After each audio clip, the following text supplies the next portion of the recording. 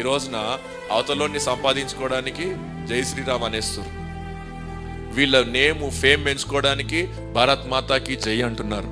అవతలోడు ఏది అనమంటే కొంచెం కూడా అది అనాలా అనొద్దా, దాని తర్వాత కాన్సిక్వెన్సెస్ ఏముంటాయి, క్రిస్టియానిటీ మీద క్రైస్తవం మీద అది ఎటువంటి ప్రభావం చూపిస్తుంది అనే ఇంగిత జ్ఞానం లేకుండా సేవకులు వెళ్ళిపోయి ఇంటర్వ్యూలు ఇచ్చేసి క్రైస్తవ్యాన్ని అపహాస్యపాలు చేస్తూ క్రైస్తవ్యాన్ని మచ్చ తీసుకొచ్చే పనులు చేస్తూ ఉంటున్నారు. అసలు నేను అంటాను, ఈ పెద్ద పెద్ద సేవకులు ఎవరైతే ఇంటర్వ్యూలు ఇస్తున్నారో అసలు ఇంటర్వ్యూలు ఇవ్వాల్సిన అవసరం ఏముందండి? అసలు మిమ్మల్ని క్రైస్తవ్యములో ఉన్నవారు క్రైస్తవులు అందరూ మిమ్మల్ని ఏమైనా రిప్రజెంటేటివ్గా పెట్టారా?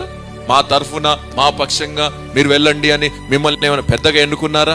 మిమ్మల్ని ఏమైనా రిప్రజెంటేటివ్గా పెట్టారా? మిమ్మల్ని ఎవడు వెళ్ళమన్నాడు? వెళ్ళి అనవసరమైన వివాదాల్లో పడి క్రైస్తవ్యానికి క్రైస్తవ సమాజానికి నష్టాన్ని ఎందుకు తీసుకొస్తున్నారు? ఇంకో మాట చెప్పాలంటే వీళ్ళే డబ్బులు ఇచ్చి ఇంటర్వ్యూ చేయించుకుంటున్నారు. ఇప్పుడు ఆ క్రాంతి అనే వ్యక్తి ఒక అధికారి కాదు, ఒక పిఎం కాదు, ఆయన ముందుకెళ్ళి ఇంటర్వ్యూ చేయాల్సిన అవసరం ఏముంది?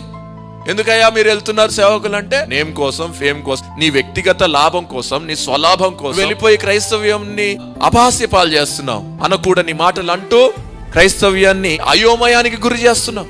మీ వల్ల క్రైస్తవ సమాజానికి ప్రయోజనము లేదు కదా, నష్టం కలగజేస్తున్నారు.